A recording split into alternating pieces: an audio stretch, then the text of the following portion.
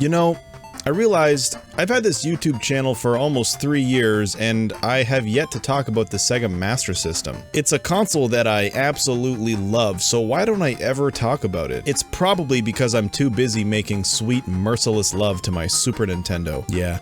I love you, baby. I'll see you soon. The Sega Master System is a fantastic console with tons of amazing games. Wonder Boy and Monsterland, Wonder Boy 3 The Dragon's Trap, Golden Axe Warrior, Phantasy Star, Master of Darkness, Miracle Warriors, and so many more. The Sega Master System is also notable for being a console to house so many Demakes. Yes, games that were released at the same time or prior on more powerful hardware, and then downgraded to be able to play on the Sega Master System. Some of the games which I'll cover today are actually original, but considering how previous entries in their series were released on more powerful hardware, I'll just refer to these original games as Demakes as well. What is going on, guys? My name is RonMan, and today we're going to talk about Demakes on the Sega Master System. Also, if you like my content, please make sure to hit the like and subscribe buttons, as well as that bell notification so you stay up to date with RonMan Gaming.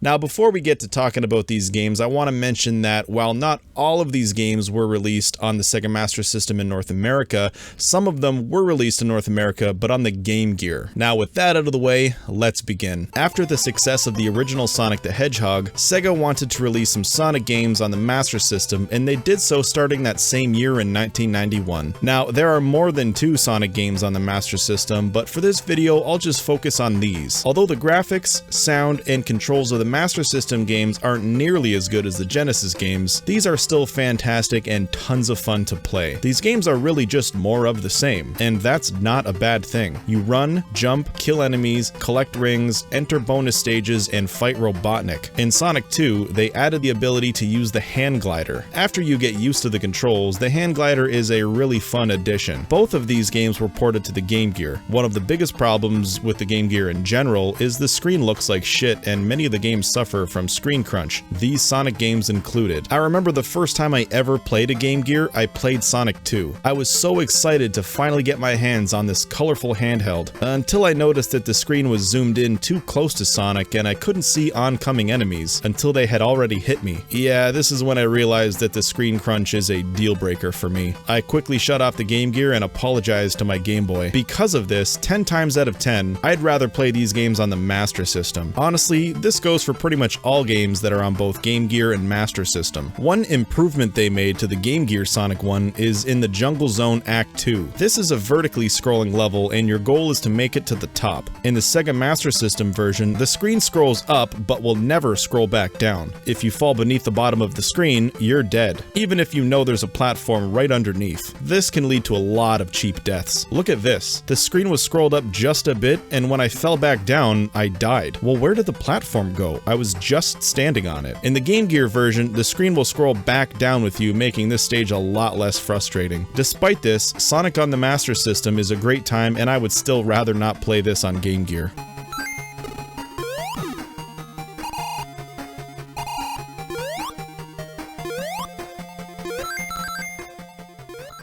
Battletoads and Battle Maniacs was originally released on the Super Nintendo back in 1993. I actually reviewed this game, and I don't like it. Battle Maniacs was demade for the Sega Master System and released in Brazil 3 years later in 1996. The biggest thing that makes the Master System version stand out is the fact that you can actually choose your difficulty. Seeing as how Battletoads is hard as tits, I have no shame in choosing easy. The graphics are okay-ish. Of course it doesn't look as good as the Super Nintendo version, but it looks decent enough. According to SegaRetro.org, this version is considered incomplete, with some stages missing music and some objects are invisible, like in the turbo tunnel. Sometimes you can crash into nothing.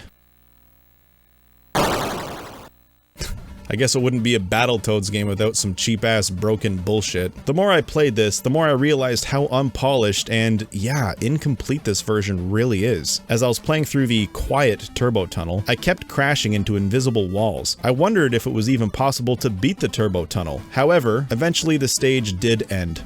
abruptly. I guess I beat it. The next stage is the snake pit, and I ended up getting a game over because suddenly jumping on stakes mysteriously stopped working. What a fucking piece of crap. Now, I played on easy, but I liked how if I crashed in the turbo tunnel or landed on spikes in the snake pit, I just lost some health, not a whole life. I don't recommend Battle Maniacs for the Sega Master System. In fact, this might be the worst version of any Battletoads game ever. But I did find it pretty neat to check out.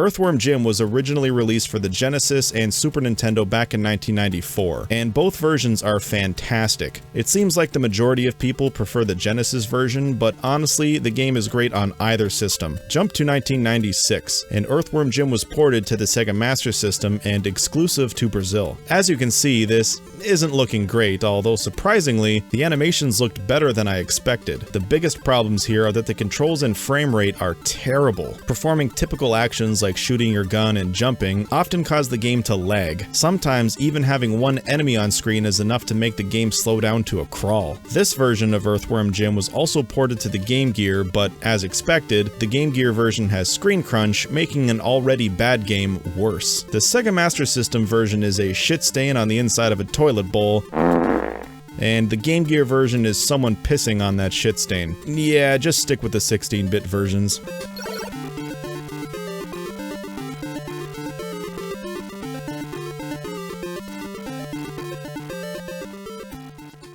Streets of Rage was originally released on the Sega Genesis in 1991. It was then ported to the Sega Master System in 1993. The Sega Master System version of Streets of Rage is actually really good. It just feels like an 8-bit version. You still get all 3 playable characters, a huge cast of enemies, access to weapons and food items, and you still get access to grapple holds and attacks. The graphics and controls are great. Sadly, this version is 1 player only, and there can only be 2 enemies on screen at a time. The music is good, but not nearly as god tier as the Genesis version, but that's to be expected. I have a quick question. Has anyone ever been to the Sega Cafe? How's the coffee?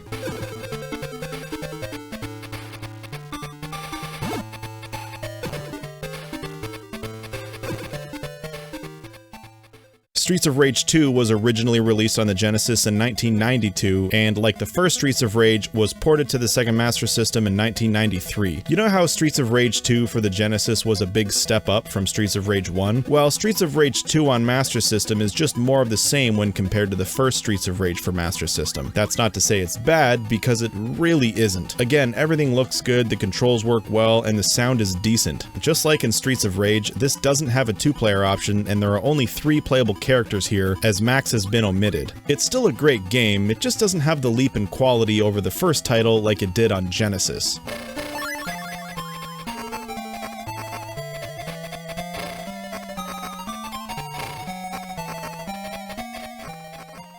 How about Mickey's Ultimate Challenge? Well, the challenge is about the same as the 16-bit counterparts. The only major downgrade here is in the graphics. Oddly, the music is only slightly worse than in the Super Nintendo version. If you like puzzles and love the Master System, well, here you go. This version was also ported to the Game Gear.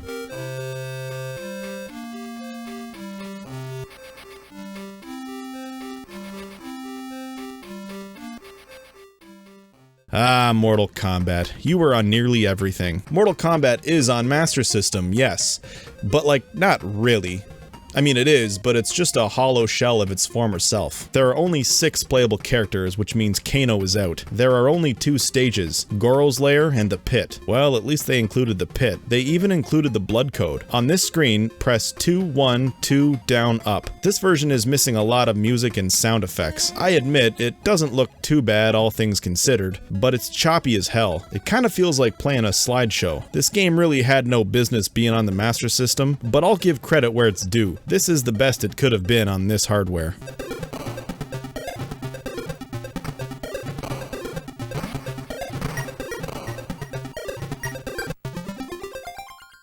Mortal Kombat 2 is practically the same. Only 2 levels, choppy as hell, not worth playing. In a surprise twist, they somehow added 2 extra characters for a total of 8. But this means that there are still missing characters, and because the original roster was bigger, the omissions are more glaring.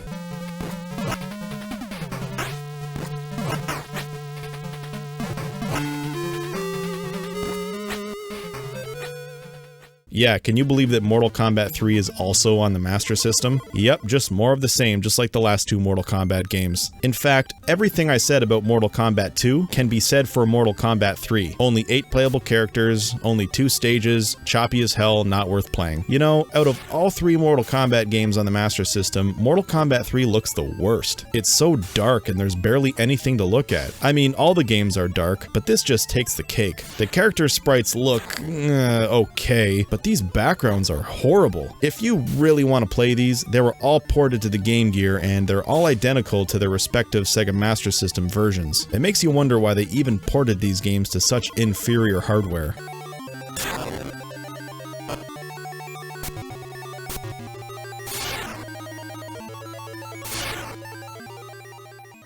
And last but not least, Street Fighter 2. This version of Street Fighter 2 was released only in Brazil back in 1997. Can you believe that? The Nintendo 64 had been out for a year by this point. Anyway, I'm sure it comes as no surprise, but to make Street Fighter 2 fit on a Sega Master System cartridge, many things had to be cut out. Vega, Dalsum, E Honda, and Zangief were all left out along with their respective stages. All the remaining stages look familiar, but they're all missing major set pieces. For example, the boat in Ken's stage is gone. The big statue in Sagat's stage is gone. The jet in Guile's stage, yep, it's gone too. Maybe the pilot took off because he didn't want to see what an 8-bit Street Fighter looked like.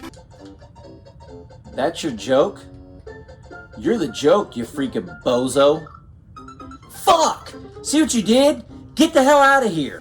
The music is fine and typical of Sega Master System. One thing that surprised me is how clear the voiceovers are. Round 1. Fight! Although the gameplay isn't as smooth as any other version of this game, it's still a lot better than the Mortal Kombat games we just talked about. Street Fighter 2 on the Master System is a technical marvel. It's amazing that they made it look this good and play this well on an 8-bit system, but on its own, it's not really worth playing all these years later. It's neat to check out, but that's about it.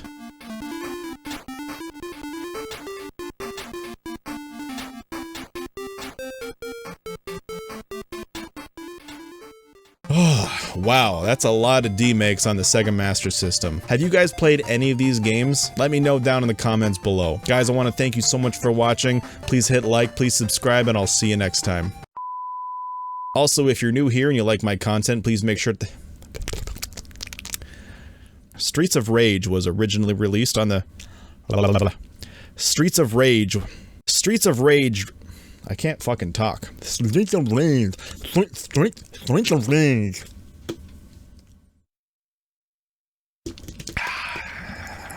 The N64 had... I feel like I got a burp. Do